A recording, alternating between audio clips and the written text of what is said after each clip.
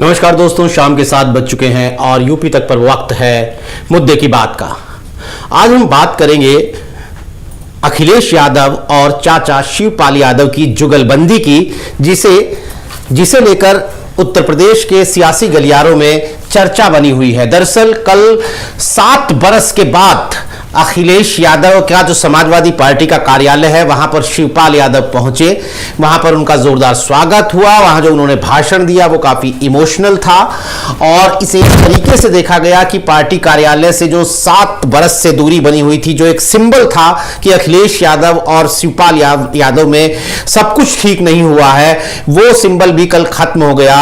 और शिवपाल यादव ने फिर दोहराया वो जो आजकल बार बार दोहराते हैं कि मैं अब ताउम्र समाजवादी पार्टी में काम करूंगा। आज जब बजट सत्र शुरू हुआ तो सुबह सुबह अखिलेश यादव नहीं पहुंचे थे विधानसभा में। वहां भी जो समाजवादी पार्टी के विधायकों का धरना प्रदर्शन था, आक्रामक रुख था, उसकी अगुवाई शिवपाल यादव ही कर रहे थे।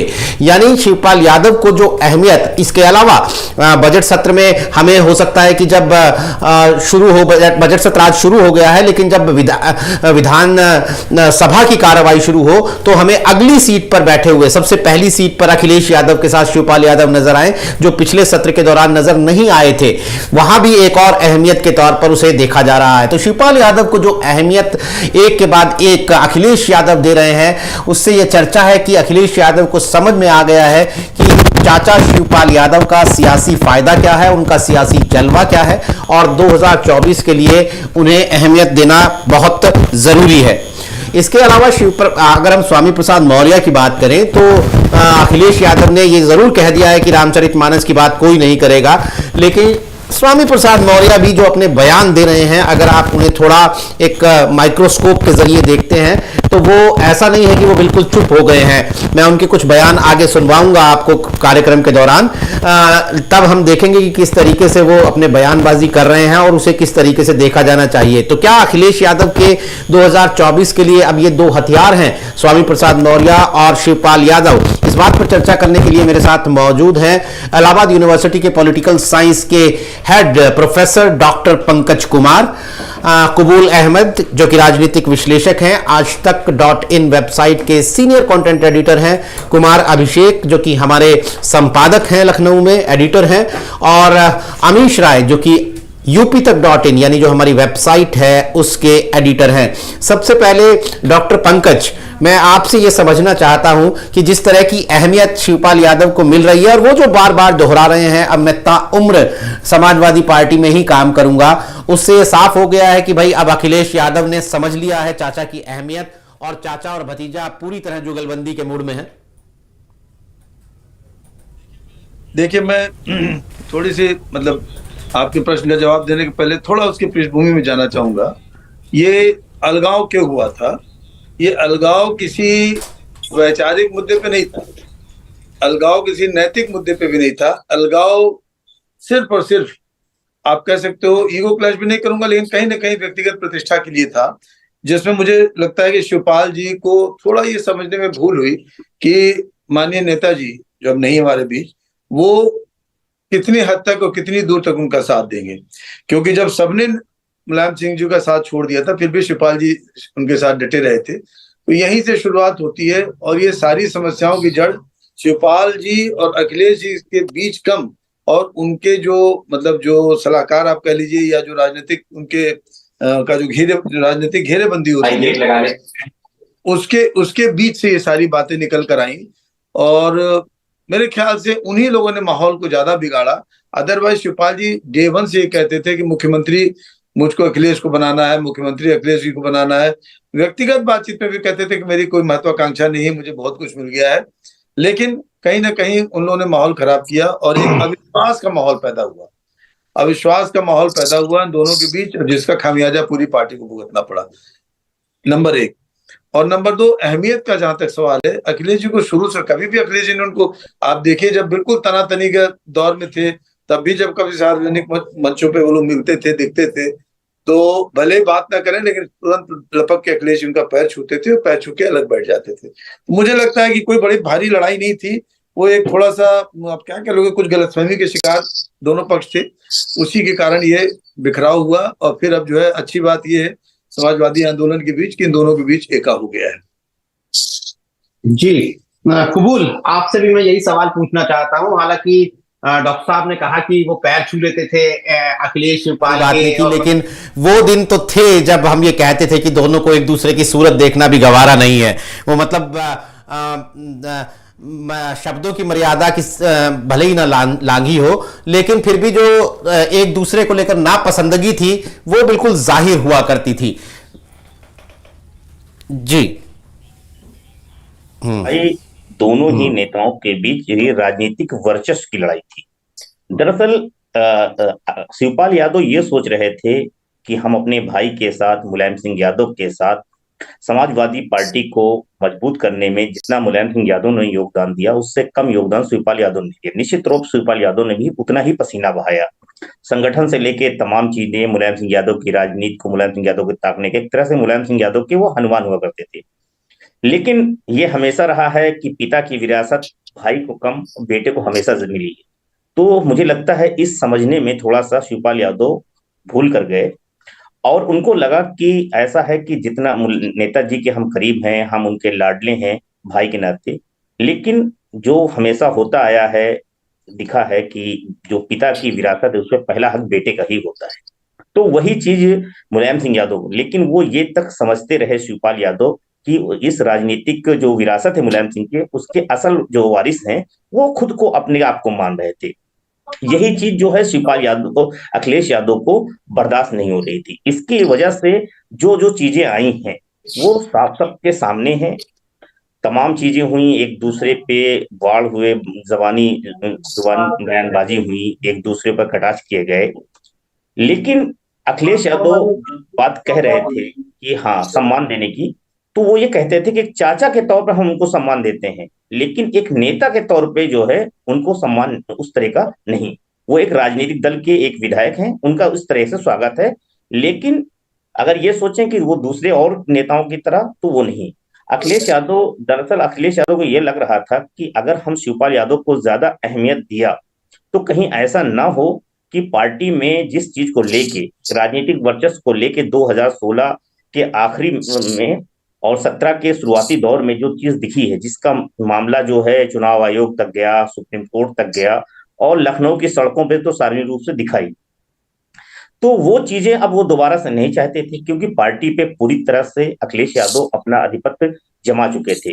तो उनको लगता था क्यों नहीं, और शिवपाल यादव अपने और समाजवादी पार्टी से अलग अपनी जो राह तलाश रहे थे उसमें वो सफल नहीं हो रहे थे। तमाम नेता उनके साथ, जिन लोगों ने उनके भरोसे समाजवादी पार्टी छोड़ी थी, वो भी एक एक करके अलग अलग हाशिए पे चले गए या फिर वो पार्टी छोड़ के चले गए। उनके लिए भी शिवपाल यादव कुछ कर नहीं पाए। और लोकसभा का चुनाव उन्होंने 2019 में लड़ा, न खुद जीते, न ही वो रामगोपाल यादव के बेटे को जीतने दिया, और ना ही उनकी पार्टी के नेता जो लड़े थे वो अपनी जमानत बचा सके। फिर 2022 में खुद तो लड़े, समाजवादी पार्टी के सिंबल पे विधायक बन गए, लेकिन अपने किसी भी नेता को वो टिकट नहीं दिला पाए। कल जिस चीज को लेकर लखनऊ में समाजवादी पार्टी में उनकी वापसी का एक तरह से वो दिखा जा रहा है कि दोबारा से समाजवादी पार्टी में, तो यही विधानमंडल की बैठक 1 साल पहले भी हुई थी, लगभग 10 महीना पहले अगर बात करें, चुनाव नतीजे के बाद, जिसमें शिवपाल यादव को नहीं बुलाया गया था, और शिवपाल यादव वहीं से फिर एक बार बागी हुए थे। तो उसी में कल वो तब पहुंचे जब अखिलेश यादव उत्तर प्रदेश में नहीं थे और देश में नहीं, लखनऊ लंदन में थे। उस समय विधायक दल की बैठक में गए। निश्चित तौर पे उनका खास तौर से मैनपुरी उपचुनाव, मुलायम सिंह यादव के निधन के बाद जिस तरह का उनका दोबारा से समाजवादी पार्टी में तब वापसी हुई, जब अखिलेश यादव की राजनीति को स्वीकार किया, उनके नेतृत्व को स्वीकार किया, और उन्होंने कहा कि अपनी जो अविश्वास की बात थी उसमें उन्होंने यहां तक विश्वास दिलाया कि अब नेताजी का अक्स जो है वो अखिलेश यादव में दिखने लगा है, और वो ही छोटे नेताजी हैं, मरते दम तक यहीं रहेंगे, इसके अलावा कहीं नहीं जाएंगे। उन्होंने पूरा भरोसा दिलाया, और मैनपुरी उपचुनाव में पूरी मशक्कत शिवपाल यादव ने किया। वो दिखा किस तरह से वो मैनपुरी के इलाके में अपनी ही विधानसभा सीट नहीं, बाकी पूरे मैनपुरी में प्रचार किया, और अपनी विधानसभा सीट से डिंपल यादव को एक अच्छी लीड दिलाकर जिता के लाए। उसी के बाद उनकी समाजवादी पार्टी में वो महासचिव बनाए जाते हैं।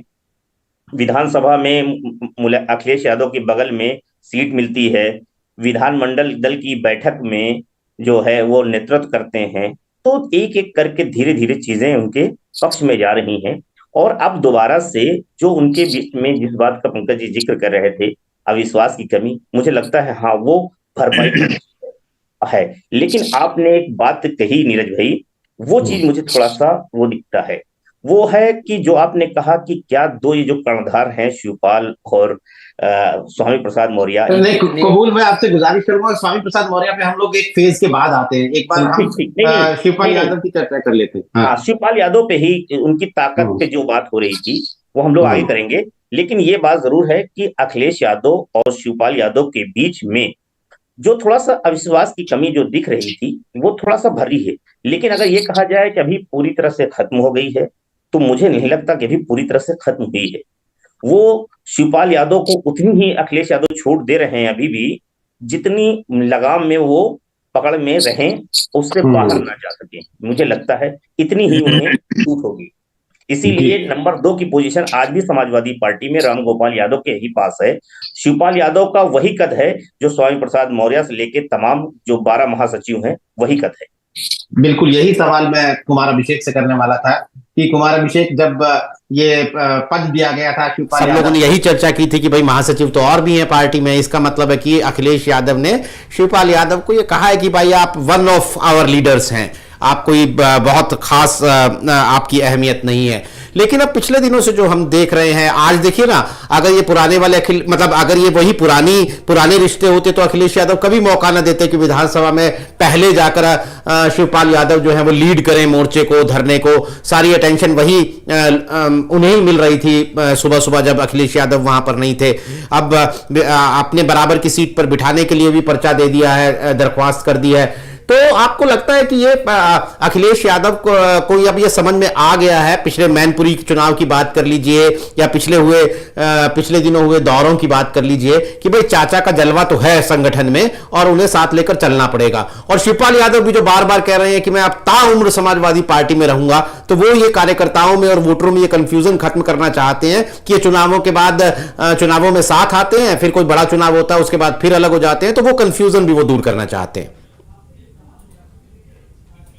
बिल्कुल नीरज, आप जो बात कह रहे हैं मैं उससे भी सहमत हूं, और हमारे जो दोनों पैनलिस्टों ने भी जो बात कही मैं उससे भी सहमत हूं। मैं कुछ चीजें मैं भी कह दूं। देखिए, निश्चित तौर पर जिस तरीके से शिवपाल यादव की एंट्री हुई है, बहुत सारे शक शुबह के बाद ये एंट्री देखी गई है। लेकिन अखिलेश यादव 100% या 100% एकदम से उनको विश्वास करके सब कुछ सौंप देंगे, ऐसा नहीं है। लेकिन अखिलेश यादव के ऊपर एक मनोवैज्ञानिक दबाव उनके परिवार का, उनके अपने कोर वोटर्स का, यानी कि जो उनके इलाके के यादव वोटर्स हैं, उनका हमेशा से रहा है। और जब ये पूरी तरीके से साफ हो गया कि शिवपाल यादव के पास बहुत कुछ बचा नहीं है, बहुत कुछ बचा कहने का मतलब नेताओं की फौज नहीं बची है। अगर आप देखें तो उनके साथ खड़े होने वालों की बहुत लंबी लिस्ट नहीं बची है। जो थे वो या तो पहले अखिलेश के साथ चले गए, या बहुत सारे बचे खुचे जो थे वो बीजेपी में चले गए, जिसको जहां जगह मिली। शिवपाल यादव के पास दो ही ऑप्शन थे, या तो वो बीजेपी के की बात मानते रहें और विरोध करते रहें, या फिर वो समाजवादी पार्टी के भीतर अपनी जगह बनाए। जब दोनों साथ आए तो भी शिवपाल यादव ने ये पूरा उनको भरोसा दिलाया कि मेरे तरफ से कोई विद्रोह जैसी चीज नहीं होगी, मेरे तरफ से कोई बागी नहीं आएंगे। इसके अलावा बहुत ज्यादा हमारी मांग भी नहीं है, नेता आप ही हो, मुख्यमंत्री आप ही बनोगे, लेकिन सम्मान मुझे मिलते रहना चाहिए।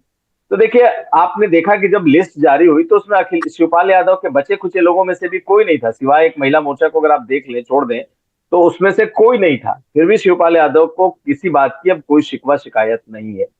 लेकिन अखिलेश यादव ने भी जो सम्मान की बात है, क्योंकि सम्मान में भी मैं कहूंगा कि अगर नेताओं के कद के हिसाब से देखा जाए तो अखिलेश यादव तो महासचिवों में एक है। अगर आप उनके बैठने को लेकर के देखें तो अखिलेश यादव के बगल की उनको सीट अलॉट की गई है। तो ये ऐसे भी देखें तो नंबर 3 पे आ रहे हैं। ऊपर से भी देखें तो अध्यक्ष, उपाध्यक्ष, प्रमुख महासचिव, उसके बाद महासचिवों का दौर शुरू होता है, की गिनती शुरू होती है। तो शिवपाल यादव को अगर नंबर 2 कोई सोचता है, या वो अगर खुद को नंबर 2 मानते हैं, या लगता है कि अखिलेश यादव उनको नंबर 2 दे रहे हैं, तो ऐसी चीज नहीं है। लेकिन उनका जो पोटेंशियल है, उनका पोटेंशियल जो है वो संघर्ष का है, उनका पोटेंशियल जो है वो सड़क पर उतरने का है। तो अखिलेश यादव उनके उस टैलेंट को लेना चाहते हैं।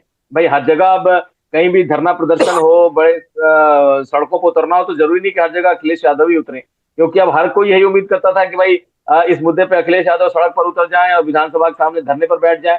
तो अखिलेश यादव अपने को, अपने कद को थोड़ा राष्ट्रीय करते हुए, कि अब वो राष्ट्रीय स्तर पर भी वो चीजों को देखेंगे, पार्टी को भी राष्ट्रीय स्तर पर बड़ा करेंगे, दिल्ली भी उनका जाएंगे। ऐसे में कौन ऐसा नेता है जो संघर्षों के लिए तैयार हो, कौन ऐसा है जिससे कि जो जो कार्यकर्ता है वो कनेक्ट करता हो। तो उस लिहाज से शिवपाल यादव सबसे मुफीद। शिवपाल यादव की अब कोई डिमांड नहीं, डिमांड जो है वो बहुत ऐसी थोड़ी सी होगी जो कि मुझे लगता है कि अखिलेश यादव को मानने में कोई दिक्कत नहीं होगी। बेटे को स्टैब्लिश करने की एक डिमांड होगी। अभी खुद 2027 तक तो नेता वो विपक्ष में अखिलेश शिवपाल यादव खुद रहेंगे। तो 2024 में बहुत से बहुत उनके पास आएगा तो बेटे के लिए आएगा कि उनके बेटे को कहीं से टिकट दिया जाए। तो अखिलेश यादव को इन सब चीजों में बहुत ज्यादा प्रॉब्लम नहीं है। अखिलेश यादव उन्हें नंबर 2 का दर्जा भी नहीं दे रहे हैं, लेकिन उनके भीतर के जो सियासी गुण हैं उसका अखिलेश यादव इस्तेमाल कर रहे हैं। मुझे लगता है कि ये दोनों के लिए विन विन सिचुएशन है, दोनों के लिए ये ऐसी चीजें हैं जिसमें कि बहुत दोनों को प्रॉब्लम नहीं होगी। और एक तरीके से मैं इसे मानता हूँ शिवपाल यादव का सरेंडर, क्योंकि बीजेपी ने जब एक तरीके से ये कह दिया कि भाई आप हमारे साथ रहो लेकिन हम आपको अंदर नहीं लेंगे, या फिर ये भी बहुत ज्यादा उतावले नहीं थे कि मैं किसी तरह बीजेपी में घुस जाऊं, तो इनके लिए इससे बेहतर और कोई ऑप्शन नहीं था। तो इन्होंने भी वक्त देखा, वक्त को भांपा और इस हिसाब से उन्होंने खुद को ढाला। और अब आप देखें कि वो उनके लोगों को भी एकदम से ये विश्वास दिलाने में जुट गए हैं कि अब किसी तरह का कोई इनकी तरफ से पार्टी के खिलाफत जैसी चीज नहीं होगी। तो अब आप मान लीजिए कि दोनों आने वाले दिनों में भी साथ साथ ही दिखेंगे। जी कुमार अभिषेक जी की महत्वपूर्ण टिप्पणी है। पंकज सर, हम आपसे एक सवाल लेंगे इस पर। इससे पहले हम लोग चूंकि कई सारे प्लेटफॉर्म पर लाइव हैं, यूट्यूब पर, ट्विटर पर, फेसबुक पर। हमने यूट्यूब पर एक अपने दर्शकों के लिए एक पोल पूछा है कि क्या शिवपाल यादव और स्वामी प्रसाद मौर्य अखिलेश यादव को फायदा पहुंचाएंगे। इसका जवाब हाँ या ना में देना है, और इसका जो नतीजा होगा वो नीरज जी जब डिबेट को क्लोज करेंगे तो वो बताएंगे। तो हम अपने दर्शकों से अपील करते हैं कि ज्यादा से ज्यादा संख्या में अपने सवाल भी पूछे और इस पोल में हिस्सा लें, ताकि हम एक स्पष्ट तस्वीर उत्तर प्रदेश की राजनीति में शिवपाल और स्वामी प्रसाद मौर्य को लेकर जो चल रही है उसे पेश कर सके अपने एक्सपर्ट्स की मदद से। मगर सर, जो कुमार अभिषेक जी कह रहे थे कि भले पार्टी हायरार्की में शिवपाल यादव को नंबर 2 का दर्जा न मिला हो, लेकिन चूंकि शिवपाल यादव चाचा है, मुलायम सिंह यादव के साथ पार्टी उन्होंने खड़ा किया है समाजवादी पार्टी को, तो नैसर्गिक रूप से वो बड़ा प्रभावशाली स्थान रखते हैं। अगर संगठन में वो महासचिव रहे भी तो भी उनकी जो हनक है वो काफी ज्यादा रहेगी अगर अखिलेश यादव उनको भाव दे देता है। मेरा सवाल ये है सर कि शिवपाल यादव को संगठन का बहुत तजुर्बा है और वो जमीन के नेता भी माने जाते हैं, और पूरब से लेकर पश्चिम तक उन्होंने नाप रखा है उत्तर प्रदेश को। तो क्या जो अखिलेश यादव का एक मिसिंग पॉइंट नजर आ रहा था कि उनके आसपास जमीन से जुड़े नेताओं की कमी दिख रही थी, तो क्या शिवपाल यादव उस गैप को भरने में सक्षम होंगे, खास करके अगर हम 2024 के चुनाव में ये बात करें तो? देखिए, अब ये तो थोड़ा सा प्रश्न भविष्यवक्ता वाला जवाब तो मैं नहीं दे सकता, लेकिन मेरा मानना है कि हर पॉलिटिकल पार्टी में 2 चेहरे होते हैं। एक पब्लिक फेस होता है, एक ऑर्गेनाइजेशनल फेस होता है। आप भाजपा को उठा के देख लीजिए, गर्दिश और दुर्दिन के दिन में भी अटल जी पब्लिक फेस हुआ करते थे और आडवाणी जी जो थे वो ऑर्गेनाइजेशनल स्ट्रक्चर के फेस हुआ करते थे, या उसका फ्रेम हुआ करते थे। पार्टी में यही चीज, जैसे जब नेताजी हुआ करते थे तो मुलायम सिंह जी, तो माननीय मुलायम सिंह हुआ करते थे पब्लिक फेस, और शिवपाल जी उसके पीछे बैकबोन की तरह से, लाठी की तरह से उनके साथ साथ रहते थे। यही मिसिंग पॉइंट था। अखिलेश जी को पब्लिक फेस के रूप में सबने स्वीकार किया, नेताजी के विरासत के रूप में सबने स्वीकार किया, वारिस के रूप में, वारिस के रूप में सबने स्वीकार किया।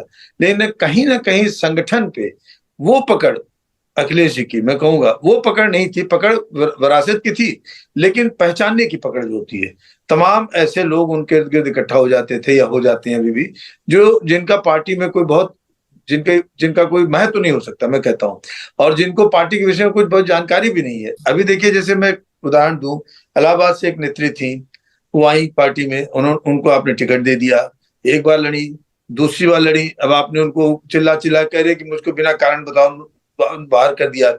तो पार्टी जो है हमेशा कमिटेड लोगों से खड़ी होती है। मुझे याद है पैसे के बल पे पार्टी को खड़ी कर देता तो आज जितने बड़े बड़े उद्योगपति हैं सबकी अपनी अपनी पार्टी होती और सब इस क्षेत्र में प्रयास कर चुके हैं। लेकिन पार्टी खड़ी होती है फकड़ी से, घुमक्कड़ी से और सधुक्कड़ी से। जान लीजिए कोई भी पार्टी जब खड़ी होती है तो इसी तरह खड़ी होती है, जब चार बिल्कुल लोग डंडा झोला बांध के निकलते हैं, उसमें सतुआ रख के और घर घर घूम के पार्टी का प्रचार प्रसार करते हैं। शिवपाल जी उनमें से एक है, पहली चीज। दूसरी चीज मैं कहना चाहूंगा कि अखिलेश जी में और कोई दिक्कत, अखिलेश जी में जैसे शिवपाल जी में एक भोलापन भी है, लेकिन शिवपाल जी में एक राजनीतिक पकड़ भी है। अखिलेश जी में भोलापन भी है और उनकी इनोसेंस जो है कई बार उनके इमोशन पे हावी हो जाती है, और या इमोशन कह लीजिए कि पॉलिटिकल डिसीजन पे हावी हो जाते हैं। मैं दोष नहीं देता किसी को, लेकिन हर आदमी का अपना अपना एक कैरेक्टर होता है, एक अपना अपना बिहेवियर पैटर्न होता है। इसलिए तमाम ऐसे लोग पार्टी में लाभ लेने में सफल हो जाते हैं या सफल हो रहे थे जिन लोगों का पार्टी में कोई अस्तित्व कायदे से बनता नहीं था। मैं समाजवादी पार्टी के ऊपर हमारे अंडर में पीएचडी भी हुई थी। जब पूरे उसमें पहली पीएचडी जो हमने कराया था तो यही था कि भारत में समाजवादी आंदोलन की भूमिका उत्तर प्रदेश के समाजवादी पार्टी के विशेष संदर्भों में। तब से मैं टैब रखता हूँ पॉलिटिकल पार्टीज के ऊपर, चाहे बसपा हो, चाहे सपा हो या भाजपा हो। मेरा मानना है कि public face and organisation face दोनों में एक संबंध और एक साहचर्य और एक सामंजस्य होता है। ये जब दोनों में एक हो जाता है तो फिर न कोई अविश्वास होता है, न कोई विश्वास का संकट होता है, और तभी पार्टी आगे बढ़ती है।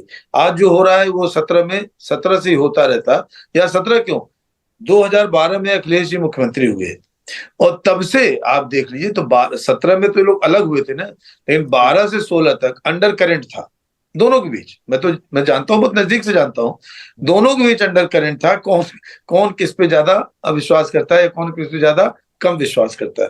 तो मेरा मानना है कि ये चीज अगर खत्म हो रही है तो एक विपक्षी दलों के लिए भी अच्छा है, समाजवादी आंदोलन के लिए भी अच्छा है, और पर्टिकुलरली समाजवादी पार्टी के लिए भी अच्छा है, क्योंकि अखिलेश जी पब्लिक फेस है, इसमें कोई शक नहीं।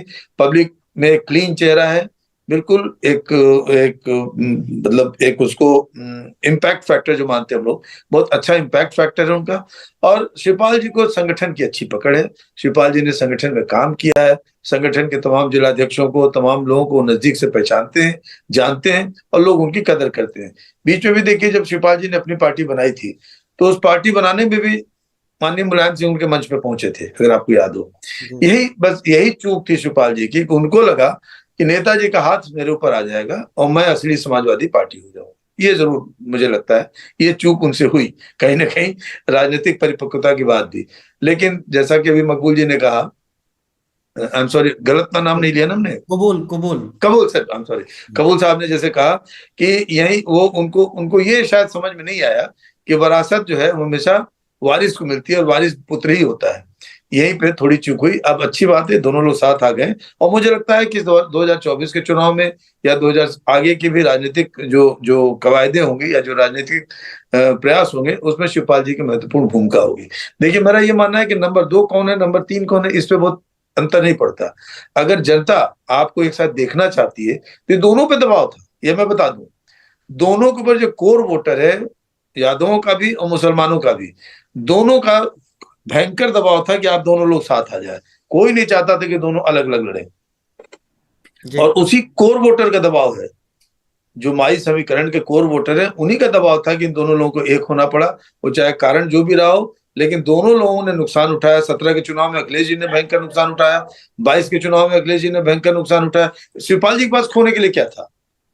शिवपाल जी के पास खोने के लिए क्या था भाई? वो तो अकेले अलग हुए थे पार्टी से।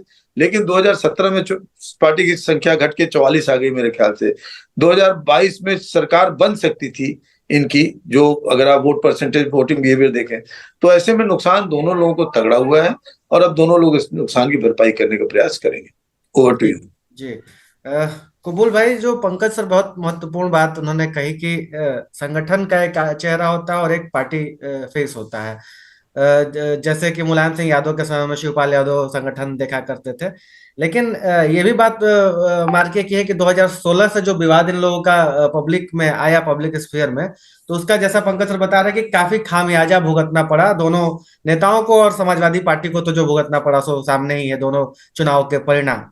मेरा सवाल वही आपसे भी है कि अब जब चूंकि 2024 की लड़ाई का स्टेज सेट हो रहा है और अखिलेश यादव ने खुद को लोकसभा सदस्यता से इस्तीफा देते हुए अब अपने विधानसभा में अपनी ताकत दिखा रहे हैं या अपनी राजनीति का प्रदर्शन कर रहे हैं, वैसे में जब शिवपाल यादव उनके साथ खड़े नजर आते हैं, तो इसका इसका आप क्या असर देखते हैं 2024 के चुनाव के लिहाज से? क्योंकि शिवपाल यादव का एक फैक्टर ये भी है कि शिवपाल यादव के जो निजी रिश्ते हैं वो दूसरे जैसे जो दल हैं, ओम प्रकाश राजभर जैसे जो पॉलिटिकल पार्टी जो आज अलग हो गई है सुहेल देव अखिलेश यादव से, उनके साथ भी शिवपाल यादव के रिश्ते हैं। हम लोगों ने देखा है कि 2022 के विधानसभा चुनाव से पहले वो एक अलग से मोर्चा उत्तर प्रदेश में बना रहे थे जिसमें ओवैसी आ रहे थे और तमाम छोटे दल शिवपाल यादव के साथ खड़े नजर आ रहे थे। तो क्या आपको लगता है कि शिवपाल यादव एक बार फिर एक अखिलेश यादव के लिए एक नए तरह के गठबंधन को 2024 में आकार दे सकते हैं? क्या वो सेतु बन सकते हैं फिर से शिवपाल यादव, अपने जो उनकी वरिष्ठता है या जो उत्तर प्रदेश में उनका जो राजनीतिक अनुभव है उसकी वजह से? देखिए, मुलायम सिंह यादव जब समाजवादी पार्टी के सर्वे सर्वा हुआ करते थे, तब शिवपाल यादव के पास शक्तियां बहुत निहित थी, बहुत ज्यादा शक्तियां थी। समाजवादी पार्टी के में तमाम चीजों का दखल जो है वो शिवपाल यादव के पास हुआ करता था, चाहे वो जिला अध्यक्षों की नियुक्ति रही हो या संगठन बनाने की नियुक्तियां रही हो, यहाँ तक कि एमएलसी और राज्यसभा जो पार्टी में चुने जाते थे उसमें भी शिवपाल यादव का दखल हुआ करता था। और जब सत्ता में पार्टी होती थी तो मंत्री पद से बांटने से लेके तमाम चीजों में शिवपाल यादव का पूरा दखल हुआ करता था। अपने कोर वोट बैंक यादव और मुसलमान जो उनके समर्थक थे उनके लिए तमाम तरीके से, चाहे वो जायज नाजायज हर तरह के काम वो सहायक तौर पे करते रहते थे। लेकिन अखिलेश यादव के दौर में जो शिवपाल यादव हैं, क्या उस तरह की शक्तियां उनके पास रहेंगी कि वो अपने तमाम चीजों का, जिस तरह से मुलायम सिंह यादव के दौर में काम करा लिया करते थे, क्या वो करा पाएंगे? एक चीज, क्योंकि अभी तक हम देख रहे हैं तो शिवपाल यादव के साथ जो लोगों ने समाजवादी पार्टी छोड़ी थी, कोई उनकी निजी और व्यक्तिगत लड़ाई मुलायम अखिलेश यादव से नहीं थी। उन्होंने शिवपाल यादव की वजह से या पार्टी में अपने आप को साइडलाइन वजह से ही उन्होंने शिवपाल यादव की वजह से इतना बड़ा स्टैंड लिया। लेकिन एक भी जो भी उनके साथ पार्टी छोड़े थे, किसी का भी अभी तक शिवपाल यादव ने भला नहीं कर सके। दूसरी बात यह है कि जो शिवपाल यादव के साथ समाजवादी पार्टी छोड़कर आए थे और अभी भी वो शिवपाल यादव के साथ जुड़े हुए हैं, क्या उनको शिवपाल यादव दोबारा से पार्टी में कोई मुकाम या कोई संगठन में ओहदा दिला पाएंगे? ये एक चीज है। या फिर जो लोग उनके साथ जुड़े थे आज वो भारतीय जनता पार्टी के साथ या बसपा के साथ चले गए हैं या फिर वो घर बैठ गए हैं, क्या उनको फिर दोबारा से उस सक्रिय करने की, समाजवादी पार्टी में वो ओहदा दिलाने की वो ताकत रखते हैं? एक चीज ये। और शिवपाल यादव के पास खुद कितनी शक्ति बची हुई है, उनके पास क्या ताकत बची हुई है कि वो कितना करेंगे? ये 3-4 चीजें हैं। पहली बात ये, क्या शिवपाल यादव जिन लोगों को लाएंगे, क्या अखिलेश यादव आंख मूंद कर उन पर विश्वास कर लेंगे? पहले तो ये है कि जो उनके साथ रहे हैं उनको लेके आएंगे, उनको कितना वो शामिल करा पाते हैं। चाहे वो रघुराज साहब खुद उनके शिवपाल यादव के बहुत करीबी हुआ करते थे, सरदार प्रताप सिंह लखनऊ से रहे हैं, मंत्री रहे हैं सरकार में, दो बार रहे हैं, 2012 वाले में भी रहे हैं, 2004 वाले में भी रहे हैं। तो मुझे लगता है वो लोग हैं। सदाफ फातिमा गाजीपुर से हैं, वो हैं। एक लंबी फहरिस्त है। हरिओम जो हैं, जो फिरोजाबाद वाले हैं, हरिओम यादव वो हैं। तो एक लंबी फहरिस्त है, तो है वो उनको सबकी। दूसरी तरह यह है कि पार्टी में जो शिवपाल यादव के समर्थक अलग अलग जिले में रहे, जिस दिन शिवपाल यादव ने अपनी पार्टी का विलय किया, अगर आप वो तमाम जिला अध्यक्षों से पूछें जो खासतौर से प्रगतिशील समाजवादी पार्टी लोहिया के जिला अध्यक्ष रहे हैं, आज वो समाजवादी पार्टी में जाते हैं, के दफ्तर जाते हैं अपने अपने जिले में, तो क्या फील करते हैं? उनसे आप बात करेंगे तो वो बताते हैं कि ऐसा लगता है जो जिस पार्टी को कभी हमने खड़ा किया था, जिस पार्टी के हम संस्थापक सदस्य रहे हैं, आज वहां हम जाने के बाद ऐसा महसूस होता है कि हम किराए के घर पे आ गए। पार्टी में जो आज अखिलेश यादव की संगठन के लोग जिले में काबिज हैं, वहां पे उन लोगों को वो ना वो सम्मान मिल पा रहा है, ना वो रुतबा, वहां पे वो हाशिए पे पड़े हैं, क्योंकि वो समाजवादी विचारधारा के काफी लोग हैं। अब उनके पास दूसरी जगह वो जाने का विकल्प नहीं है, उम्र के ऐसे पड़ाव पे खड़े हैं जहां पे कोई राजनीतिक निर्णय लेने की क्षमता नहीं है, तो वहां पे, और क्योंकि 2017 से पहले वहीं पे वही लोग जिलाध्यक्ष हुआ करते थे। मैं आपको एक उदाहरण बताता हूं, बरेली का। जी बरेली में एक वीरपाल लंबे सिंह। समय तो जिलाध्यक्ष हुआ करते थे, और वो शिवपाल यादव के वजह से ही वो उनको बरेली में मिनी मुलायम सिंह यादव कहा जाता था। लेकिन आज वो दोबारा से, जब वो समाजवादी पार्टी में उन्होंने शिवपाल यादव के साथ छोड़ा था, आज वो दोबारा से पार्टी जा रहे हैं, तो उनको कोई पूछने वाला जिले में नहीं है। तो आप समझ सकते हैं कि 2 बार लोग राज्यसभा रहे, 3 बार लोकसभा चुनाव लड़े बरेली से, तो आप समझ सकते हैं ऐसे लोगों का। तो दरअसल शिवपाल के सहारे जिन लोगों ने समाजवादी पार्टी छोड़ी थी 2017 में, और वो अब दोबारा से आए हैं, तो वो नहीं है। तो पहले तो शिवपाल यादव, जिनको लेके जो शिवपाल यादव के ही लोग हैं, उनको सम्मान नहीं दिला पा रहे हैं। जब वो अपने को सम्मान नहीं दिला पा रहे हैं, तो पार्टी में दूसरे दलों को कैसे सम्मान दिला पाएंगे? ये भी तो एक चीज है। एक दूसरी चीज ये है कि जिस जोड़ तोड़ के गणित के वो माहिर हैं, जिनको माना जाता है, उसमें आता है, आप मान रहा कि आप अलायंस की बात कर रहे हैं, वो अलायंस में सेतु का काम क्या करेंगे? ओम प्रकाश राजभर अलग हो चुके हैं। उत्तर प्रदेश में अखिलेश यादव ने लाइन खींच दिया है, मायावती के साथ अलायंस करना नहीं है। कांग्रेस को लेके एजेंडा शिवपाल यादव नहीं तय करेंगे, वो अखिलेश यादव तय करेंगे। तो अब बचा जो उत्तर प्रदेश में महान दल से आप बात कीजिए, वो कह रहा है कि हम जो है वो शिवपाल यादव से बात ही नहीं करेंगे, अखिलेश यादव सीधा बात करेंगे। तो अब कुल मिला के बचते हैं ओम प्रकाश राजभर अकेले, और ओम प्रकाश राजभर का जो मूड दिख रहा है वो भारतीय जनता पार्टी के साथ खड़े होते दिख रहे हैं, वो कहीं भी समाजवादी पार्टी के साथ स्थिति में नहीं है। ओवैसी को लेके अखिलेश यादव खुद सहज नहीं है, उनको इतना स्पेस उत्तर प्रदेश में नहीं देना चाहते हैं। तो मुझे लगता है शिवपाल यादव समाजवादी पार्टी के लिए एक भूमिका में जरूर है, जो खासतौर से जो उनका कोर वोट बैंक है उसको एक जो संदेश देने में वो एक सफल है। एक चीज और है, यादव बेल्ट में, जहां पे यादव समुदाय 2 हिस्सों में बढ़ गया था, खासतौर से फिरोजाबाद से लेके मैनपुरी, फर्रुखाबाद, कन्नौज वाली जो बेल्ट है, इन इलाकों में परिवार के एकजुट हो जाने से अब थोड़ा सा वहां पे मजबूत समाजवादी पार्टी हो सकती है, भारतीय जनता पार्टी के लिए चुनौती बन सकती है। ये चीज है। दूसरी चीज है कि शिवपाल यादव के आने से अखिलेश यादव को राष्ट्रीय राजनीति करने का एक मौका अच्छा मिल गया है। अब उनके पास एक साथ 2 आदमी हो गए हैं जो भीड़ को थोड़ा सा जुटा सकते हैं, उनको संबोधित कर सकते हैं। जो एक चीज ये था कि जनता के साथ और कार्यकर्ताओं के साथ संवाद जो खत्म हो गया था समाजवादी पार्टी में, अखिलेश यादव की वजह तो उनके रहते हुए और शिवपाल के न रहते हुए, वो चीज दोबारा से स्थापित हो रहा है। शिवपाल यादव लगातार जिले जिले दौरे कर रहे हैं, उनके साथ भी उसी तरह का यादव वर्ग है जो नेता, जो समाजवादी पार्टी अखिलेश यादव को अपने नेतृत्व वो वहां पे जुड़ता हुआ थोड़ा सा दिख रहा है। उन लोगों के घर जा रहे हैं, नेताओं के जा रहे हैं। लेकिन अब समाजवादी पार्टी के लिए कितने फायदेमंद हो सकते हैं, वो मुझे थोड़ा सा ये लगता है, क्योंकि उत्तर प्रदेश की सियासत बदल गई है। अब शिवपाल के आने से ऐसा नहीं है कि दूसरा कोई समुदाय का vote Bharatiya Janata party, Samajwadi party के साथ जुड़ जाए। 2022 में जो वोट समाजवादी पार्टी के साथ रहा है, जितनी बड़ी संख्या में यादव मुसलमानों ने दिया है, उतनी बड़ी संख्या में शिवपाल के आने से न आने से कोई वो नहीं है, तो वो उसमें बढ़ भाई जो आप बात कह रहे थे, हमारे एक दर्शक हैं रत्नेश सिंह, वो भी यही सवाल पूछ रहे थे कि is any help is found by the supporter of Shivpal Yadav who stands in their bad time. मतलब शिवपाल के साथ बुरे वक्त में जो लोग खड़े रहे, क्या उनको कोई सपोर्ट मिला? हम पंकज सर, आप कुछ कहना चाह रहे थे, आप कह लीजिए उसके मैं ये कहना चाह रहा था कबूल साहब की बात को ही आगे बढ़ाते हुए, मुझे लगता है कि अभी ये बहुत जल्दी होगी ये कहना कि शिवपाल जी अपने लोगों को सम्मान नहीं दिला पा रहे हैं, शिवपाल जी अपने लोगों को स्थापित नहीं करा पा रहे हैं। शिवपाल जी को तो अभी स्वयं पार्टी में स्थापित हुए, जुमा 8 रोज हुए, एक तरह से आप देखिए, अभी वो स्थापित होने की प्रक्रिया में है। तो अभी इस पे टिप्पणी करना कि सम्मान दिला पाएंगे नहीं दिला पाएंगे, थोड़ी जल्दी है। और दूसरी चीज मैंने पहले भी कहा कि इन दोनों नेताओं के ऊपर जो उनके कोर वोटर थे, उनका बड़ा दबाव था, खासकर यादव समुदाय का, मुस्लिम समुदाय का, कि आप लोग एक हो जाए। तीसरी बात इसमें मैं जोड़ूंगा कि 2022 के चुनाव में सबसे खराब प्रदर्शन अगर आप देखिए समाजवादी पार्टी का, तो यादव बेल्ट में रहा है। सबसे खराब प्रदर्शन। आप आंकड़े उठा के देख लीजिएगा।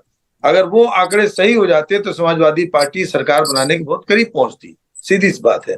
तो ये जो यादव वोटर या तो छटक गया या घर बैठ गया या जिसने वोट बर्बाद किया, वो कम से कम स्थिति अब अगले चुनाव में हमें नहीं देखने को मिलेगी। और शिवपाल जी के आने से कोई मिरेकल तो नहीं होगा, लेकिन निश्चित रूप से पार्टी कई स्थानों पर मजबूत होकर निकलेगी, मजबूत होकर उभरेगी, जहां पर अनावश्यक रूप से वो कमजोर दिखाई दे रही थी। मेरा ये कहना है। कुमार सर, जो कबूल भाई कह रहे थे या जो पंकज सर कह रहे हैं, शिवपाल यादव को लेकर हम लोग बात कर रहे हैं। शिवपाल यादव के मामले में प्रोफेसर राम गोपाल यादव का भी जिक्र आता है। जब उनका जिक्र होता है कि दोनों भाइयों के बीच के रिश्ते गड़बड़ होने की वजह से जब राम गोपाल यादव प्रभावशाली हुए तो अखिलेश के साथ शिवपाल के रिश्ते गड़बड़ हो गए। क्या अब अखिलेश दोनों के बीच की इस दूरी को पाट पाएंगे, या आने वाले समय में फिर से वही द्वंद्व दो भाइयों के बीच का नजर आएगा, जिसमें अखिलेश को किसी एक का पक्ष लेना पड़ेगा? किससे सवाल देखिए पूछा? ये कुमार अभिषेक सर से। अच्छा। देखिए, मेरा मानना है कि ये बैलेंसिंग एक्ट जो है ये अखिलेश यादव को करना पड़ेगा। हालांकि प्रोफेसर साहब जो है राम गोपाल यादव, वो भी, उन्होंने भी, उनका भी गो अहेड था, उनका भी ग्रीन सिग्नल था कि शिवपाल आ रहे हैं तो उनको लाया जाए, क्योंकि उनकी जो उपयोगिता है उसका भी इस्तेमाल होना चाहिए।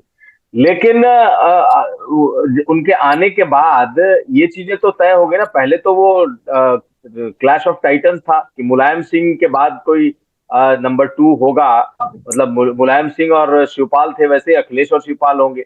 इस तरह का एक क्लैश था ना पहले। वो चीजें तो सेटल हो गई, वो चीजें इस लिहाज से सेटल हो गई कि शिवपाल यादव ने इतने समय तक बाहर रह करके खुद को भी देख लिया, जांच लिया, परख लिया, अपने को आंक लिया कि मैं कितने पानी में हूं, मैं अकेला चना कितना भाड़ फोड़ सकता हूं, ये भी उन्होंने देख लिया। तो अब उनको, मुझे अब इस बात में बहुत ही कम मुझे संभावना दिखती है कि अब कोई क्लैश इस तरीके का दिखेगा कि शिवपाल यादव और राम गोपाल यादव का कोई क्लैश सामने आए। मुझे लगता है कि यहाँ पर बैलेंसिंग एक्ट अखिलेश यादव ने किया भी है और उनको आगे भी हो सकता है थोड़ा बहुत करना पड़े। मेरा मानना है कि कुछ चीजें सबके लिए छोड़ दी गई होंगी। मसलन जो राम गोपाल यादव का अपना इलाका भी, क्या एक वक्त याद करिए कि एक वक्त कहा जाता था कि भाई नोएडा किसका होगा, लखनऊ किसका होगा, ये तमाम चीजें बटी हुई थी परिवार में। तो अभी भी वो चीजें जो है ना, वो कोई एक दूसरे में घुसेगा नहीं। भाई इटावा जसवंत नगर और दूसरे आसपास के जो इलाके हैं जहाँ पे जो प्रभाव जहाँ शिवपाल यादव का होगा, वहां पर प्रोफेसर साहब अपनी ज्यादा नाक नहीं डालेंगे। दूसरी तरफ फिरोजाबाद, कुछ बोल रहे हैं क्या?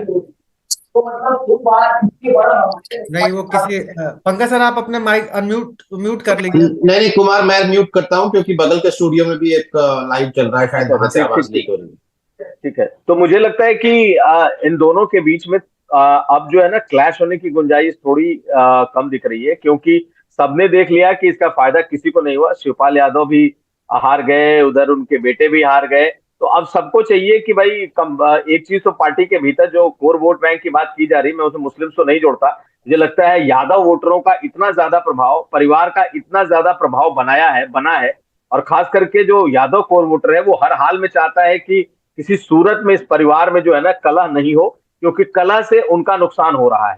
तो ये तमाम चीजें ऐसी हैं जिसका एक मनोवैज्ञानिक प्रेशर जो है, ये तमाम जो ये नेता हैं, अखिलेश यादव तो फील कर ही रहते हैं, बाकी उनके साथ वाले नेता हैं ये भी फील कर रहे हैं, और सबको लग रहा है कि अगर हम एक नहीं हुए तो हमें तबाह होने से कोई नहीं रोकेगा, अलग अलग सब बर्बाद हो जाएंगे। तो ये चीजें हैं। अब सबको एक साथ आना उनकी मजबूरी भी है, सबको अगर कुछ पाना है तो भी एक साथ आना है, और अखिलेश यादव को यहाँ पर कुछ बैलेंसिंग एक्ट करना भी है। तो मुझे लगता नहीं कि प्रोफेसर राम गोपाल यादव और शिवपाल यादव के बीच में बहुत ज्यादा कलह सामने सामने दिखाई देगी। मुझे लगता है कि राष्ट्रीय राजनीति में शिवपाल यादव बहुत ज्यादा इंटरफेयर करेंगे भी नहीं। उनको प्रदेश से ज्यादा मतलब है, उनको फिलहाल इससे भी मतलब है कि वो कैसे स्टैब्लिश हो जाए पार्टी के भीतर, ज्यादा से ज्यादा कार्यकर्ता, ज्यादा से ज्यादा सम्मान उन्हें कैसे मिले, उनके जो बेटे हैं उनके लिए 24 में क्या हो। उसी तरीके से प्रोफेसर राम गोपाल यादव का है कि वो दिल्ली की राजनीति, दिल्ली की सियासत वही करते रहेंगे, और अब अखिलेश यादव के लिए आसान होगा दोनों आदमी को हैंडल करना, टैकल करना, मेरा ही मानना है। जी बिल्कुल तो हमने शिवपाल यादव और उन्हें मिल तो रही उसका आने वाले दिनों की राजनीति पर 2024 के चुनाव पर क्या असर होगा, ये चर्चा में शामिल रहेगा। लेकिन हम गाड़ी का स्टीयरिंग थोड़ा मोड़ते हैं स्वामी प्रसाद मौर्य की तरफ। स्वामी प्रसाद मौर्य को लेकर भी पिछले 3-4 दिनों में काफी डेवलपमेंट हुए हैं। हाल में अखिलेश यादव ने ये एक तरीके से ये एक ऑर्डर निकाला कि कोई रामचरितमानस पर या धर्म पर बात नहीं करेगा पार्टी के अंदर, अलग अलग मंचों पर मीडिया के सामने। और ये माना गया कि ये स्वामी प्रसाद मौर्य को चुप रहने के लिए दिया गया आदेश है। लेकिन उन्होंने फिर हाल ही में मोहन भागवत को लेकर एक टिप्पणी की। मैं आपको वो टिप्पणी सुनाता हूं, उसके बाद हम चर्चा करेंगे कि आखिर स्वामी प्रसाद मौर्य अभी भी अखिलेश यादव के लिए एक हथियार हैं या फिर वो उनके लिए एक लायबिलिटी बन गए हैं। देखिए, ये सुनिए ये बयान। संघ प्रमुख भागवत जी का बयान है, जाति व्यवस्था खत्म होनी चाहिए। कहने से जाति व्यवस्था नहीं खत्म होगी, जहां से पैदा हुई है। वर्ण व्यवस्था मनुस्मृति की देन है। इसी मनुस्मृति की तरह कुछ और भी साहित्य और ग्रंथ हैं जहां से वर्ण व्यवस्था पैदा हुई। वर्ण व्यवस्था से ही जाति पैदा हुई। तो अगर भागवत जी सही मायने में जाति व्यवस्था खत्म करना चाहते हैं तो जो इसकी जननी है मनुस्मृति तथा अन्य साहित्य और ग्रंथ, उसको पहले प्रतिबंधित कराएं। तो स्वामी प्रसाद मौर्य मोटे तौर पर अपने इस बयान में कह रहे हैं कि मनुस्मृति और मनुस्मृति जैसे ग्रंथों पर जो है वो रोक लगनी चाहिए। मोहन भागवत को उन्होंने आड़े हाथों लेते हुए कहा कि वो जातीय व्यवस्था जो है उसका समर्थन करते हैं और मनुस्मृति जातीय व्यवस्था का पहला ग्रंथ थी। तो प्रोफेसर साहब, मैं आपसे बस ये जानना चाहता हूं कि हम भले ही इसके धार्मिक पक्षों में बिल्कुल नहीं जाना चाहेंगे कि स्वामी प्रसाद मौर्य को लेकर जो पिछले दिनों उन्हें पहले उनके खिलाफ बोलने वाले प्रवक्ताओं को निष्कासित किया गया, महिला नेत्रियों को, उसके बाद फिर ये एक ऑर्डर आया तो ये समझा गया कि स्वामी प्रसाद मौर्य के ऊपर चुप्पी का एक आदेश आया है, लेकिन वो बयान फिर भी दे रहे हैं। मोटा सवाल यही है कि स्वामी प्रसाद मौर्य आने वाले दिनों में अखिलेश यादव की पॉलिटिक्स का हिस्सा बने रहेंगे या फिर उनसे किनारा करेंगे अखिलेश यादव।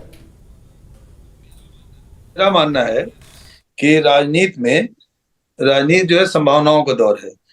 स्वामी प्रसाद मौर्य के इस स्टेटमेंट को शुरू में जरूर समाजवादी पार्टी ने हवा दी और उनको लगा कि 91-90 के दशक का जो मंडल आंदोलन या मंडल उभार है वो शायद हमको प्राप्त हो जाए। लेकिन समाज के अन्य वर्गों से जैसी प्रतिक्रिया आई और उन्हें फिर लगने लगा कि ये लाभ के बजाय हानि इस स्टेटमेंट से ज्यादा हो रही है, तो उस पर लगाम लगाने का प्रश्न किया गया। देखिए, स्वामी प्रसाद मौर्य जी पर कोई व्यक्तिगत टिप्पणी नहीं है, लेकिन हर धर्म ग्रंथ जो लिखा जाता है वो अपने एक स्पेसिफिक टाइम एंड क्लाइम में लिखा जाता है, एक निश्चित काल में और निश्चित समय खंड में, निश्चित समय सीमा के अंतर्गत होता है वो। जैसे हम अरस्तु को राजनीति विज्ञान का जनक मानते हैं, ठीक है, कि Aristotle was the father of political science, और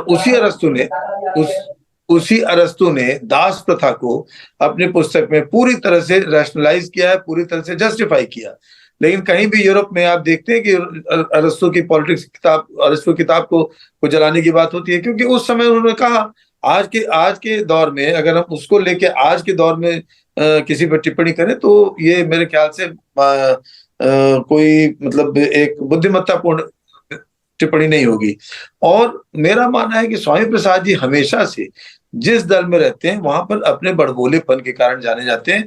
कितना उनका आधार है, मुझे याद है वो कहते थे कि 55 विधानसभा सीटें मेरे अंदर आती हैं और अपनी सीट न बचा पाए। जितने चुनाव वो जीते हैं उससे कहीं ज्यादा वो हारे हैं पब्लिक डोमेन में। आप जाके देखिए, आंकड़े उठा के देखिएगा, वो जब हारे हैं तब विधान परिषद के रास्ते बैकडोर एंट्री उनकी हुई है, नहीं तो विधानसभा से, लोकसभा से कई बार हार चुके हो। तो कितना प्रभाव उनका है अपने जातिगत समुदाय पे, वो सबको पता है। अब ये बात जरूर है कि कुछ दिनों तक तो अखिलेश जी देखेंगे, उसके बाद इनको भी लायबिलिटी मान के इनको बाहर का रास्ता दिखाया जाएगा। मेरी बात आप याद रखिएगा। जी बिल्कुल कबूल। हमारे एक दर्शक है विनय यादव, वो ये कह रहे हैं कि शिवपाल यादव की वजह से सपा को फायदा होगा, लेकिन स्वामी प्रसाद मौर्य की वजह से सपा को नुकसान होगा। इसलिए अखिलेश यादव को चाहिए कि वो स्वामी प्रसाद मौर्य को पार्टी से बाहर करें। बात करें, अगर हमने सुनवाया था स्वामी प्रसाद मौर्य का, तो उनका ये कहना था कि रामचरितमानस के बाद अब उन्होंने मनुस्मृति को लेकर कहा था कि जातिगत व्यवस्था की जननी मनुस्मृति को प्रतिबंधित करें। संघ प्रमुख यानी मोहन भागवत का बयान है कि जाति व्यवस्था खत्म होनी चाहिए, यह कहने से नहीं होगा। पैदा हुई वर्ण व्यवस्था मनुस्मृति की देन है, ऐसे ही और ग्रंथ हैं जो जाति व्यवस्था की देन है। तो उन्होंने नाम लिए बगैर ऐसे ही और ग्रंथ हैं, ये बयान तो दिया ही है। आपको क्या लगता है जी? एक त्वरित टिप्पणी कर दूं, मुझे लगता है कि स्वामी प्रसाद जी को आप अनावश्यक इतनी अहमियत दे रहे हैं। अगर उनके कुल राजनीतिक कद काठी, उनके महत्व का आप आकलन करेंगे तो मुझे नहीं लगता कि एक अच्छे प्रतिष्ठित चैनल पे इतना समय उनको दिया जाना चाहिए। ये मेरा सर अखिलेश यादव दे रहे हैं, हम तो बिल्कुल नहीं देखिए, मैं कह रहा हूं ना, सुनिए, मैं कह रहा हूं, मेरी बात को मैंने यही कहा कि उनके इस बयान को लगता है कि अखिलेश जी को लगा कि 91 या 90 के दशक का एक मंडलीय उभार या मंडलीकरण हो सकता है, हो जाए। जैसे बिहार में वो एक शिक्षा मंत्री ने कोई बयान दिया था इसी तरह का, तो उसको बिहार मॉडल को उन्होंने ग्रहण करते हुए इनको थोड़ी छूट दी। लेकिन अब उत्तर प्रदेश में जहां राम मंदिर बन रहा है, जहां राम मंदिर का निर्माण 2024 जनवरी तक पूरा हो जाएगा, वहां पर राम के खिलाफ टिप्पणी या रामचरितमानस के प्रतिकूल टिप्पणी जो है वो बहुत मतलब बहुत हद तक कारगर नहीं सिद्ध होगी। और मेरा पूरा विश्वास है कि स्वामी प्रसाद जी का कद जो है वो खुद मैं मानता हूँ कि स्पेंट फोर्स है। जी जी जी, बस एक एक टिप्पणी सर कबूल से और कुमार से इस पर लेते हैं, फिर हम आगे शिवपाल यादव पर चर्चा करेंगे। जी कबूल, मैंने आपसे जो सवाल किया था आपका जवाब। देखिए, दरअसल अगर स्वामी प्रसाद मौर्य का कद क्या है क्या नहीं है, मैं उस पर नहीं जाऊंगा, लेकिन एक बात जान लीजिए कि अगर अखिलेश यादव खास तौर से अगर वो लोहियावादी और अम्बेडकरवादियों को साथ लेके चलना चाहते हैं तो उनको इस तरह की राजनीति से सामना करना ही पड़ेगा, क्योंकि स्वामी प्रसाद मौर्य जिस राजनीति से निकल कर आए हैं उस राजनीति में, और जो उनकी विचारधारा की राजनीति है उसमें अम्बेडकराइट, वो हार्डकोर अम्बेडकराइट हैं और खास तौर से बहुजन की सियासत करते। कबूल साहब, इंटरप्ट कर रहा हूं, उनकी शुरुआत राष्ट्रीय लोकदल से हुई थी, वो अम्बेडकराइट मैं अच्छे से वाकिफ हूँ मैं। हाँ। लेकिन उनको जो राजनीतिक वैचारिक रूप से जो स्ट्रांग हुए हैं वो बसपा से ही हुए हैं, ये भी आप थोड़ा सा वही अपनी टिप्पणियों की बदौलत। जैसे नेवला, पिछली बार चुनाव में नेवला बन रहे थे और सांपनाथ नागनाथ दोनों खंत कर रहे थे। तो ठीक हो सकता है वो एक दूसरे के वैचारिक है, लेकिन अखिलेश यादव को भी वैचारिक एजेंडा क्लियर नहीं है, ये भी थोड़ा देखना होगा। ये बात तो जब अखिलेश यादव को वैचारिक है, अखिलेश यादव अगर ये कह रहे हैं कि हम बहुजन और लोहियावादी दोनों को साथ लेकर चलना चाहते हैं, और जो आदमी बौद्धिस्ट है और जो आदमी बहुजन की सियासत करता रहा है, तो निश्चित तौर पर इस तरह की बातों को लेकर वो आक्रामक होगा। और स्वामी प्रसाद मौर्य ने, मुझे लगता है, ये तय कर लिया है कि हमें अपने एजेंडे पे कायम रहना है। अखिलेश यादव क्या कहते हैं या समाजवादी पार्टी क्या कहती है वो अलग बात है, वो अपने एजेंडे के साथ वहां पे कायम रहना चाहते हैं। समाज का एक वर्ग उनके साथ खड़ा हुआ है, खास तौर से वो वर्ग जो बहुजन की राजनीति को पसंद करता है, उस राजनीति में है। अखिलेश यादव अगर इस तरह की चीजें करते हैं, मुझे लगता है अगर उनपे एक्शन होता है तो ये उनके लिए, समाजवादी पार्टी के लिए और बैकफायर होगा।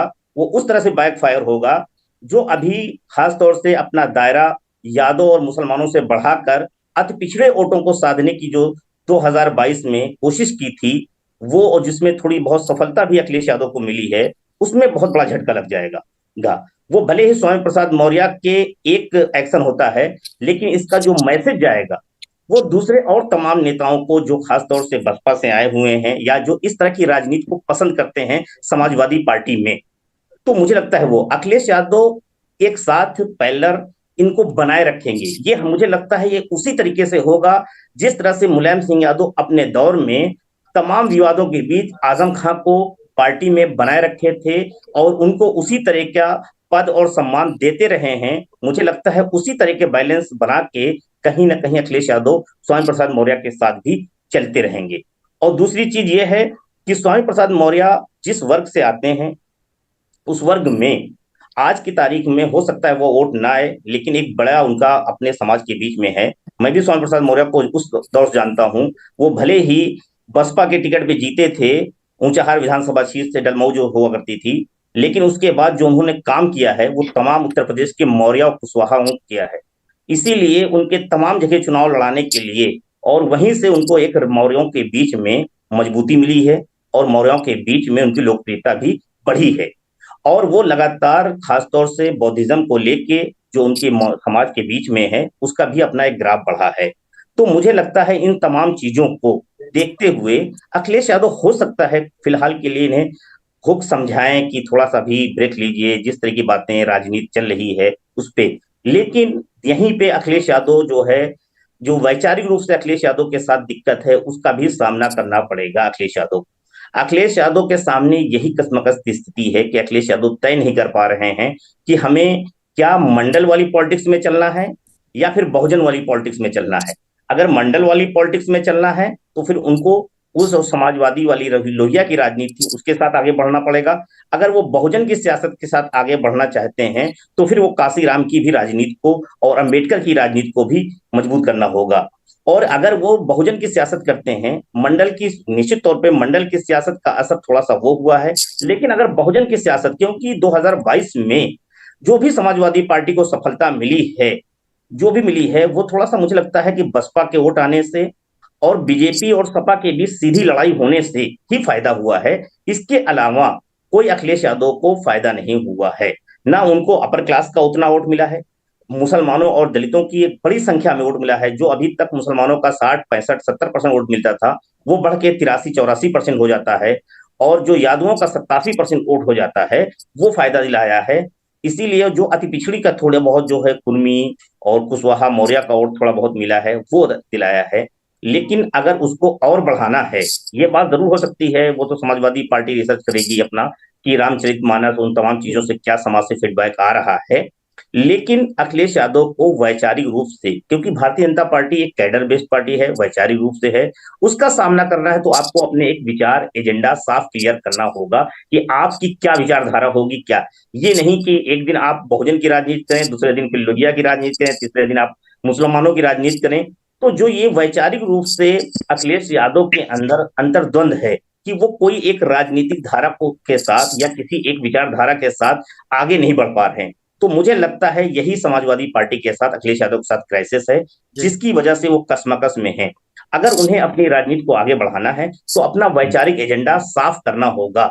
वो उत्तर प्रदेश में भारतीय जनता पार्टी के सामने लड़ने के लिए एक वैकल्पिक विचारधारा नहीं कि आज आप कोई तय कर लें, कल बदलने के बाद फिर और कर लें। तो एक्सपेरिमेंटल जो पॉलिटिक्स है अखिलेश यादव जब तक करते रहेंगे तब तक सफल नहीं होंगे। एक उन्हें दिशा दिशा अब तय कर लेना होगा। एक्सपेरिमेंट का दौर चला गया है। अब उन्हें अगर उत्तर प्रदेश की सियासत भारतीय जनता पार्टी और सपा के बीच सिमट गई है, तो अब सपा को यहां से भारतीय जनता पार्टी के मुकाबले में खड़ा करना होगा। तो आपको बताना पड़ेगा कैडर को कि हमारी विचारधारा क्या है, हम किस विचारधारा के साथ आगे बढ़ना चाहते हैं। अगर वो सामूहिक रूप से बढ़ना चाहते हैं, एक तरफ वो जो है फरसा लेके भी चलना चाहते हैं और एक तरफ जो है बहुजनों की राजनीति करने चाहते हैं, तो मुझे लगता है वो नहीं हो पाएगी। परशुराम और बहुजन की सियासत एक साथ नहीं कर पाएंगे। तो उन्हें तय करना होगा कि कौन सी सियासत वो करना चाहते हैं। जी कुमार सर, एक आपसे भी टिप्पणी लेंगे, उससे पहले हमारे एक दर्शक हैं जो कबूल भाई जिस लाइन पे बोल रहे थे, जितेंद्र बुद्धा लिख रहे हैं कि अखिलेश को सफलता तभी मिल सकती है जब उनकी रणनीति सवर्णों को माइनस करके चलेगी। अगर पिछले चुनाव की तरह सवर्णों के ट्रैप पे फंसे रहे तो सवर्ण वोट का तो सवाल ही नहीं, बहुजन वोट भी नहीं ले पाएंगे। स्वामी प्रसाद मौर्य की वजह के इस पूरे प्रकरण से कुमार सर, एक बात तो ये जरूर है कि सपा की वैचारिकी पर जो बात कबूल साहब बोल रहे हैं कि सपा की वैचारिकी पर बात आ रही है कि आखिर आपकी स्पष्ट वैचारिकी क्या है। आप बहुजन की राजनीति करना चाहते हैं, अम्बेडकराइट राजनीति करना चाहते हैं, या सर्वजन की राजनीति करना चाहते हैं? क्योंकि अखिलेश यादव एक बार मुझे याद है कि सबसे पहले आपने ही वो खबर भी दी ब्रेक की कि समाजवादी पार्टी अब वो धर्म ग्रंथों पर और धार्मिक टिप्पणियों से परहेज करेगी, और एक तरह से स्वामी प्रसाद मौर्य की चुप्पी वाली बात कि उन्हें खामोश रहने के लिए इशारा किया गया। लेकिन अखिलेश पहले समर्थन कर रहे थे, वो चौपाइयों का जिक्र कर रहे थे, कहते कि सदन में आऊंगा, योगी जी से पूछूंगा, और अचानक से अब इस पर सन्नाटा हो गया। तो ये एक वैचारिक अंतर्द्वंद तो दिख रहा है ना समाजवादी पार्टी का। बिल्कुल। देखिए, अखिलेश यादव जो बात कबूल जी कह रहे हैं कि ये मतलब हिट एंड रन, मतलब ट्राई करना और फिर उसको टेस्ट करने वाली उनकी जो चीजें हैं वो चल रही हैं। इसको भी ट्राई करो, इसको भी ट्राई करो, इसको भी देखो। हालांकि वो सर्वजन, वो बहुजन और सोशलिज्म दोनों की पॉलिटिक्स को बहुत समय से कोशिश कर रहे हैं साथ लाने की, कि अम्बेडकराइट्स को भी साथ लाया जाए और लोहिया के विचारों को भी साथ रखा जाए। इसीलिए वो हर जगह आप देखेंगे कि वो कांशीराम का भी, वो अंबेडकर का भी जिक्र करते हैं और लोहिया का भी जिक्र करते हैं, लेकिन लगातार उनके इस विचारों में एक विरोधाभास दिखाई दे रहा है। अब जैसे इसी मामले को देखिए, इस मामले को उन्होंने बहुत जोर शोर से उठाया। जिस वक्त स्वामी प्रसाद मौर्य ने इस मुद्दे को उठाया तो लगा कि अलग थलग पड़ जाएंगे, लेकिन अकेले अखिलेश यादव ऐसे थे जिन्होंने कि इस मुद्दे को आगे बढ़ा दिया। अगर वो चुप हो गए होते, अगर उन्होंने कुछ नहीं कहा होता तो शायद ये मामला थम जाता, लेकिन इसको थमते थमते भी तकरीबन 3 हफ्ते लग गए, रोकते रोकते भी 3 हफ्ते लग गए, और तब तक जितना डैमेज होना था हो गया। मेरा ये मानना है कि आप अगर ये सोच, या तो पूरी तरीके से सारे पिछड़े और सारे अम्बेडकराइट्स एक साथ हो जाए, तब तो आप जीत जाओगे पूरे सवर्ण को हटा करके। लेकिन आप चाहो कि थोड़ा ये भी लो, थोड़ा वो भी लो, थोड़ा वो भी लो, ऐसी स्थिति में तो बड़ी मुश्किल है मतलब अपने अपने को एक विचारधारा पर खड़े रखना, एक गोलबंदी कर लेना। मेरा मानना है कि समाजवादी पार्टी की जो पूरी अपनी लाइन रही है, पूरी धारा रही है, उसकी अपनी एक लाइन रही है। वो जयप्रकाश नारायण आचार्य कृपलानी और उनसे शुरू होते हुए आप देख लीजिए लोहिया और तमाम लोगों को लेकर के वो चली हुई विचारधारा है। अब उसमें अगर आप अम्बेडकराइट्स को लेकर के आते हैं तो ये बिल्कुल नई ऐसी चीज होगी जो कि एक कई पीढ़ियों ने उसको उसको साथ लिया नहीं है। ठीक है, मेरा मानना है कि ये एक आज का दौर है जब आप इसको जोड़ेंगे, लेकिन आप सीधे सीधे अगर आप जोड़ने की कोशिश करते हैं कि आज आप सीधे सवाल उठा दो धर्म ग्रंथों पर, और कल आप फिर दूसरे धर्म ग्रंथ पे सवाल उठा दो, उस तरीके से जोड़ना बहुत मुश्किल है। मेरा मानना है कि समाजवादी पार्टी की इनकी जो लाइन है कि भाई दलितों और पिछड़ों को जोड़ा जाए, अम्बेडकराइट्स को और लोहियावादियों को जोड़ा जाए, ये इनका नया प्रयोग है। मुझे नहीं लगता है कि ये प्रयोग पहले किसी ने किया है इस तरीके से। इस प्रयोग को सफल होने में भी बहुत समय लगेगा, इसको एक दूसरे तक ये बिल्कुल डाइजेस्ट हो जाए कि भाई दोनों लोग एक साथ आ जाएं, दोनों लोग एक साथ मिल करके काम करें, इसमें भी वक्त लगेगा। ये एक धारा साथ साथ चल सकती है जिसे अखिलेश यादव ने एक तरीके से जन्म दिया है, अखिलेश यादव इसे लेकर के चल रहे हैं। लेकिन अगर आप स्पीड तेज कर दें कि दोनों को साथ लेने के चक्कर में आप रामचरितमानस और धर्म ग्रंथ सबको समेट लेंगे तो एक्सीडेंट होता है। मुझे लगता है ये एक वही एक्सीडेंट जैसा है, क्योंकि अचानक से ब्रेक लगाना पड़ा है, सब चीज को रोक देना पड़ा है, नेताओं की बयानबाजी को रोक देनी पड़ी है। पार्टी दफ्तर के बाहर एक चौपाई तो छोड़ दीजिए, दर्जन भर चौपाइयां निकाल करके अलग अलग जातियों ने के लोगों ने अपने लिए पोस्टर और प्ले कार्ड लगा दिए थे। तो इससे पार्टी का भारी नुकसान होने लगा था, पार्टी के भीतर एक कंफ्यूजन सी स्थिति हो गई। देखिए, अगर नेताओं को लेकर कंफ्यूजन हो तो पार्टी सस्टेन करती है, लेकिन जब विचारों और विचारधारा को लेकर कंफ्यूजन होने लगे अगर आपकी लाइन पर, तब वो ज्यादा नुकसानदायक होता है। और यहीं पर जो सीजन्ड या यूं कह लीजिए जो एक्सपीरियंस, जो अनुभवी लोग होते हैं, उनका अनुभव काम आता है। आप देवन से देख लीजिए, चाहे शिवपाल यादव हो, चाहे राम गोपाल यादव हो, यहाँ तक कि आप जो उनके आइडियोलॉग अभी भी हैं उदय सिंह, इस तरीके के लोगों ने भी कुछ नहीं कहा, उन्होंने इससे दूर रहने की ही हिदायत दी, बंद कमरों में भी दी, ऐसे भी अपनी बातें करके दी। तो अब अचानक से इसको ब्रेक लगाना पड़ा है। और आप देखिए, स्वामी प्रसाद मौर्य मानने वाले हैं नहीं, आप इसी को लिख लीजिए। वो उनको रामचरितमानस से रोका गया है, वो अब कह रहे हैं कि भाई अब आप बैन करिए मनुस्मृति को। ठीक है, मनुस्मृति को लेकर के किसी को कोई मोह माया नहीं हो सकता, मनुस्मृति से किसी का बहुत इमोशनल जुड़ाव भी नहीं है। मुझे लगता है 99% हिंदुओं के घर में तो मनुस्मृति होता भी नहीं है। ठीक है ना, रामचरितमानस 100 में 90% लोगों के घर में मिल जाएगा जो हिंदू है। तो जब आप ऐसी चीजों पर सवाल उठाएंगे तो आपको अगर वो बैकफायर करेगा तो आपको बहुत झेलना पड़ेगा। मुझे लगता है पार्टी के भीतर ये एक रियलाइजेशन आया है, और जिस तरीके से सबको रोका गया है और जिस तरीके से सदन में आज आप देखें सारे विधायक आए, किसी ने एक शब्द नाम नहीं लिया, इतने प्ले कार्ड आज सदन के भीतर थे, एक भी रामचरितमानस को लेकर के या धर्म ग्रंथों को लेकर के नहीं थे।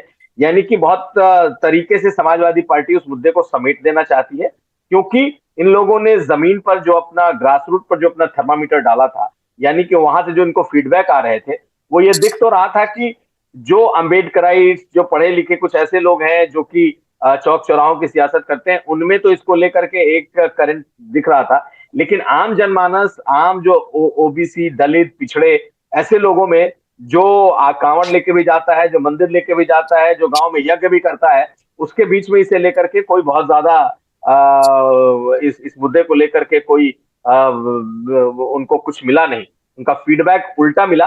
मुझे लगता है कि ये तमाम ऐसी वजह रही है जिसके बाद पार्टी ने ऐसा सोचा है कि इसको अलग रखा जाए। और रही बात अम्बेडकराइट्स और इनकी, तो मुझे लग रहा है कि ये नया प्रयोग है, इसको दूसरे तरीके से अखिलेश यादव को लेकर चलना चाहिए। मुझे लगता है लेकर के चलेंगे, उसे छोड़ भी नहीं सकते। जी बिल्कुल, हमारे एक दर्शक है वीरू दास, वो कह रहे हैं कि स्वामी प्रसाद मौर्य के धर्म ग्रंथों पर बयान से क्या आरएलडी और पल्लवी पटेल सहमत हैं? अगर नहीं है तो क्या 2024 में वो सपा के साथ गठबंधन करेंगे? महेंद्र कुमार कह रहे हैं कि सपा को अम्बेडकरवादी और वही करके चलना होगा। यानी हमारे बहुत सारे दर्शक हैं जो तमाम हमारी इस चर्चा से जुड़े हुए अपनी टिप्पणियां कर रहे हैं। तो हमने अपने दर्शकों से यूट्यूब पर यह सवाल पूछा था कि क्या शिवपाल यादव और स्वामी प्रसाद मौर्य सपा को फायदा पहुंचाएंगे? तो देखिए भाई, हमारे जो दर्शक देख रहे थे उसमें से 86% लोगों का कहना है कि हाँ, ये दोनों नेता जो हैं अखिलेश यादव के लिए आने वाले दिनों में फायदेमंद साबित होंगे। तो शिवपाल यादव को मिल रही अहमियत और स्वामी प्रसाद मौर्य के बयानों को लेकर मचा हुआ द्वंद्व समाजवादी पार्टी के अंदर आगे क्या सियासी करवट लेगा, इस पर हमारी नजर बनी रहेगी।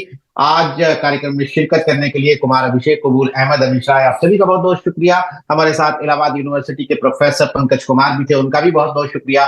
तमाम दर्शकों का आभार। आज के लिए नमस्कार।